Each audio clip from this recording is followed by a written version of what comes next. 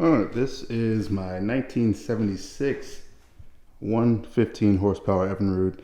I've owned it for a few months. I've been using it, or I cannibalized it to get parts for my 1978 Evinrude that I have on my boat. So right now I'm going to try to get it back into running condition. Let's see, what I do know being an issue, not really an issue, I have a prop, I need to put the prop back on there. These parts need to be put back on. Let's see. I've got some controls for this thing that I need to hook back up to it. I know I need to replace these boots. I don't actually have any of those. I need to order some of those. And it's missing a starter because I took the starter off of this and put it on my other one. The other starter that I have is like it had I don't know, it was just all corroded and rusted out. So I'm going to have to order a new starter. I think in the meantime I'm going to see if I can repair the one I have. Also, I took this little T, what you call it, a little T piece, little plastic T piece that sends the fuel to each carburetor. I took that off of this one and put it on the other one, and I do have a replacement for that. So as far as I can remember, that's the only thing. I take that back. One of these flywheels, I have two of these. I don't know if this is my good flywheel or my bad one, but I'll make sure the good flywheel's on here. There's no flywheel nut on currently, so I've got to do that also. Alright, so for starters, it looks like this is the good flywheel. This is the one I ordered this on eBay, I believe. So that is the new one. I'll just find the nut and put that on there. Of course, I currently don't know where the flywheel nut is, so I have to keep looking for that.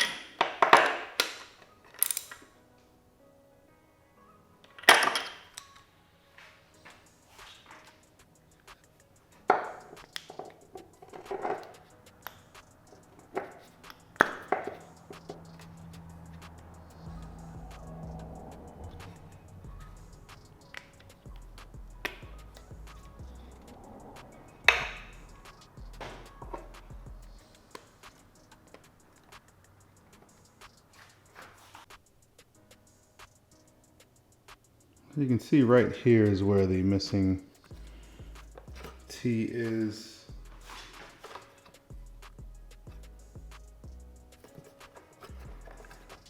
So I need some new hose to go here and to connect to that T.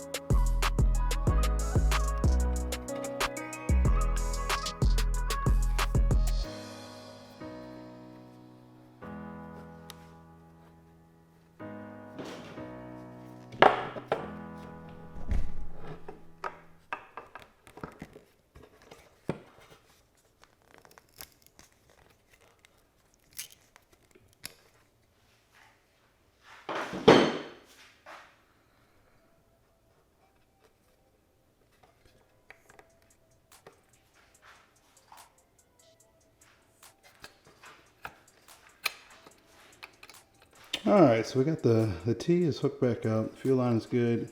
Need to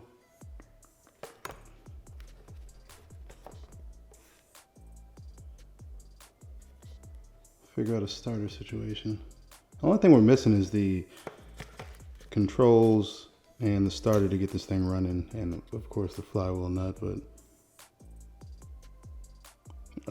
push comes to shove, I'll just have to order one, and I can pull the one off of my other motor for now, just to see if it's running.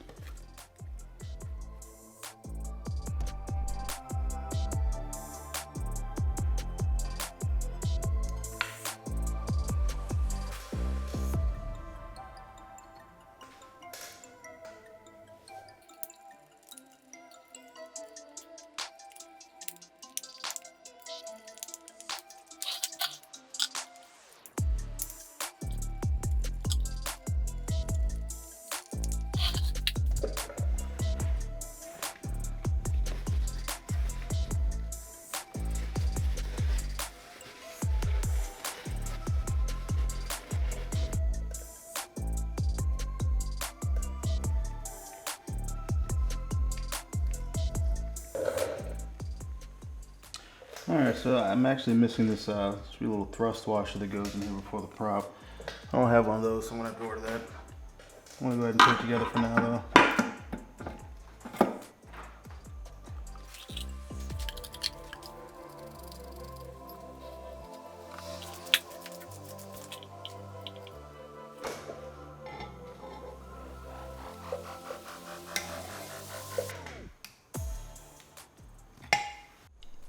So that's all the easy stuff. Let's, what I've got to do next is hold on, one more thing.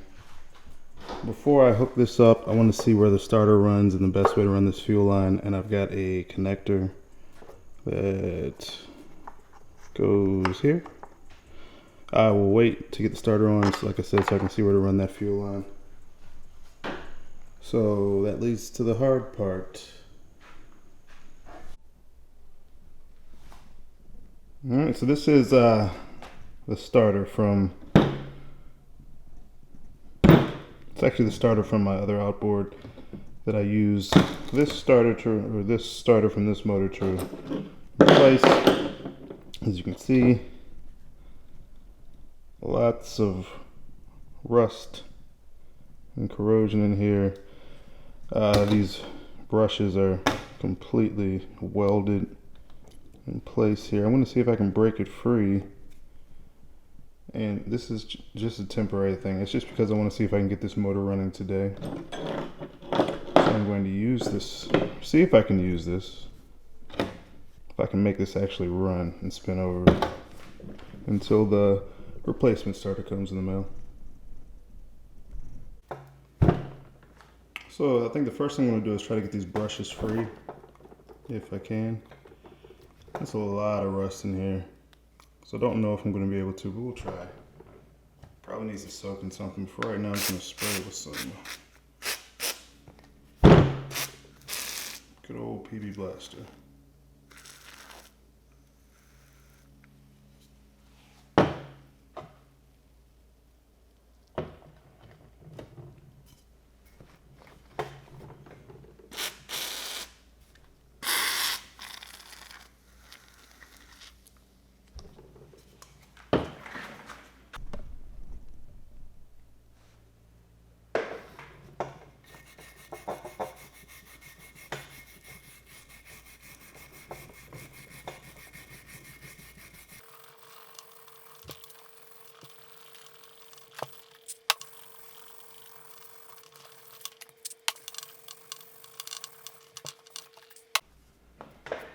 Alright, cleaned up inside here.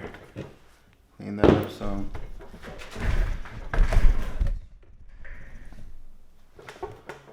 I was able to, I sprayed this with PB Blaster a few more times. I was able to get the brushes to go in. So that's a start. They're broke free at least. And I want to go ahead and see if I can pop them out all the way.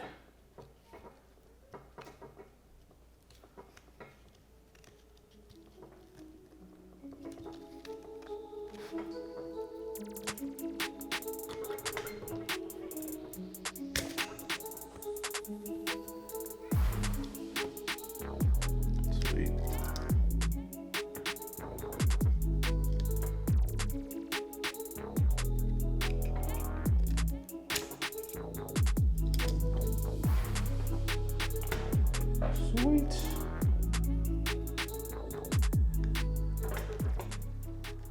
So the brushes actually have life left in them, but I'll have to clean up all this gunk so that they can move in and out freely with the spring.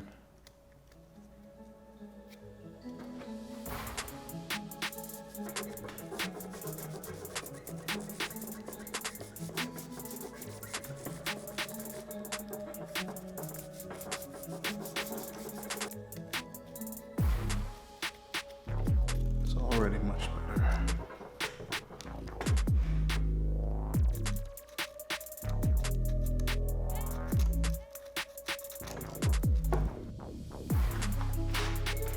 All right, left all the stuff off a fair amount.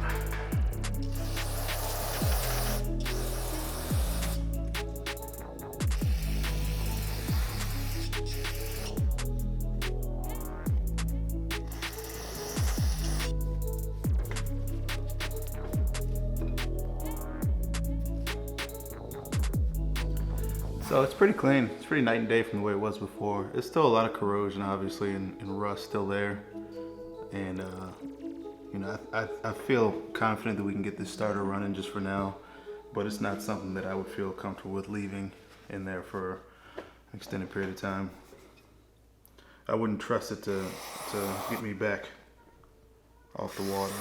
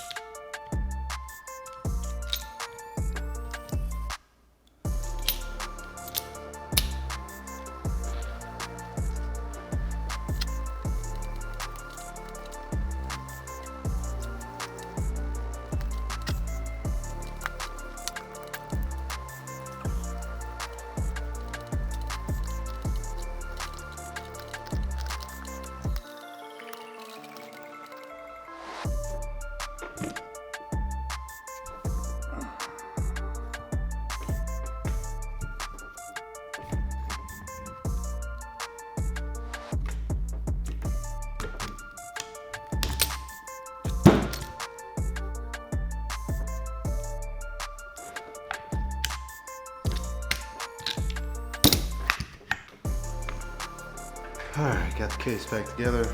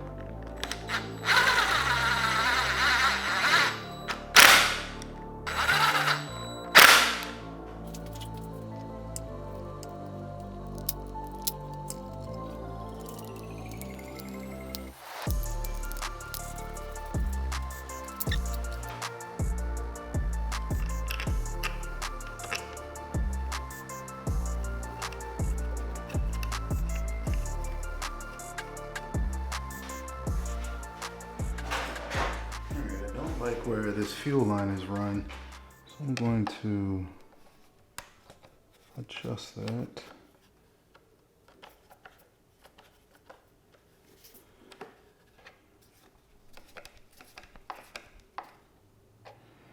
Perfect. So this adjustment here lets it go down underneath the starter without getting all kinked and bound up.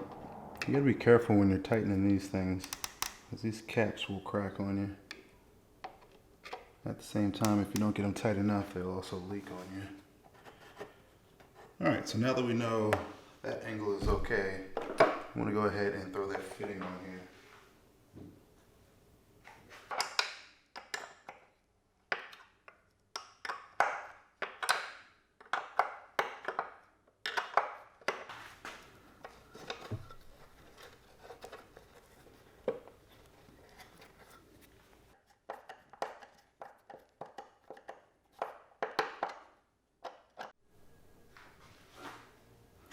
All right, I don't know which one of these is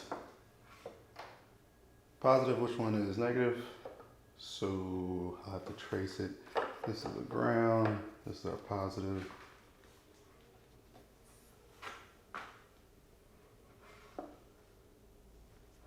So this is our positive. I'm gonna go ahead and put some red tape on it.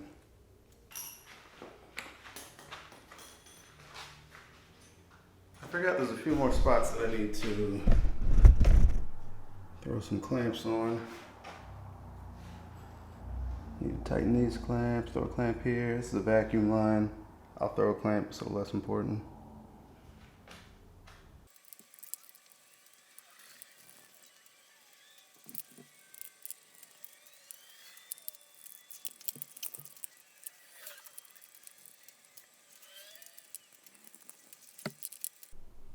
Alright, so this extra set of controls I have. This one is set up not really for a side console, it's more set up for a center console, but it'll still work. It's a tangled mess, of course. Alright, so we have, as far as I know, we got everything back together. We'll find out in a second. We have the controls hooked up over there. My hand's in the way so you can't see it, but it's right there. Red cable. Down here, that's hooked up. I'm just using that to bump the key over. We'll see if the choke works also. And the battery right behind it. So right now I'm not gonna run it really. I just wanna bump it over and make sure that starter actually engages, since we just, not really rebuild, but cleaned it out. All right. I hear the choke clicking. Yep, that's a go. Let's bump it.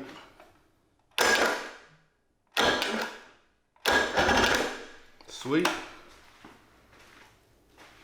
All right, I did that. It does not have a flywheel nut on it. I am not going to run it any more than that without the flywheel nut, because I don't want to die. I don't want that thing flying off, hitting me in the head. I'm going to steal the prop, the flywheel nut off of my good motor real quick, and then I'm going to take this outside and we will see if it runs.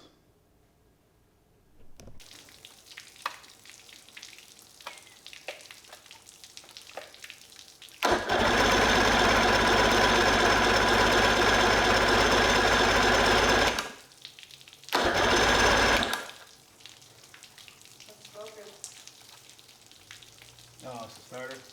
Yeah. Yeah, it is.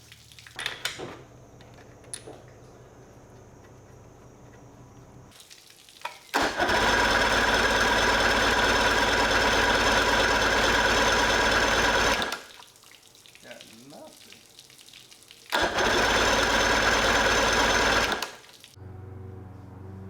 So it's a day later for me. Obviously, same day for you. Yesterday, we got everything hooked up and tried to get it to crank over, and got nothing. Didn't even attempt to try to fire it all, it felt like. So I had some other things to do, so I walked away from it for the night, and here we are. So today I'm going to start. We'll just assess and try to figure out why exactly it's not running. First thing I'm going to do is I'm going to pull these spark plugs out. I'm going to check for fire on each cylinder. Make sure we actually have a spark.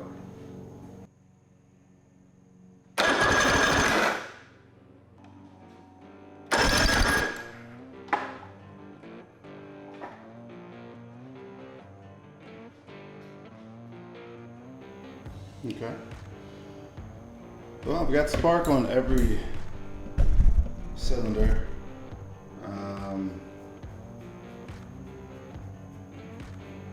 Let me check compression real quick. Sorry, I think I forgot to turn the camera on for the first two. These cylinders over here, this was 100, this was 100, and I realized that they're labeled already, 100 and 100. So somebody's already done a compression test on this thing. This one says 95 and 90, so we'll just check and verify those numbers.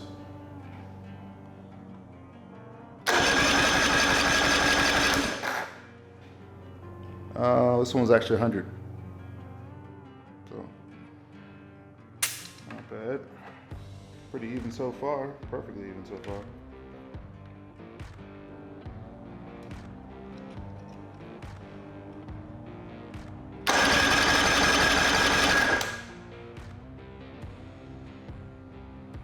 About 95.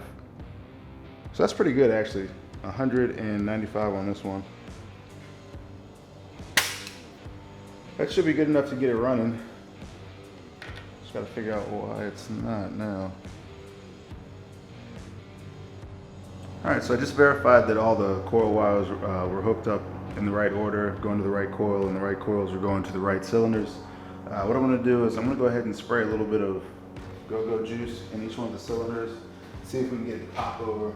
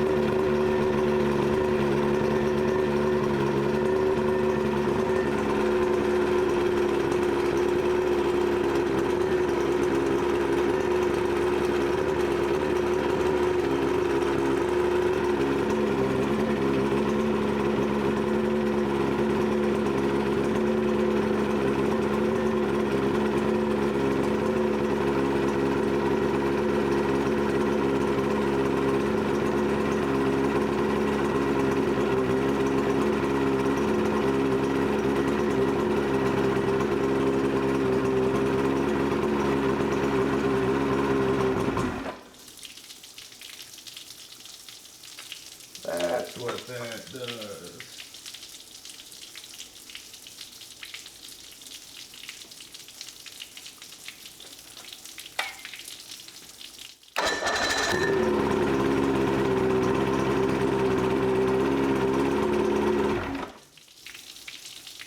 Okay, well, I ended up having to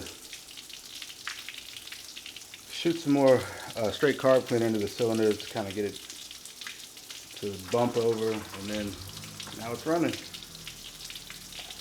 I had the kill wire was disconnected, so it wasn't cutting off by the remote. But got that back together, so I don't know, it's working now.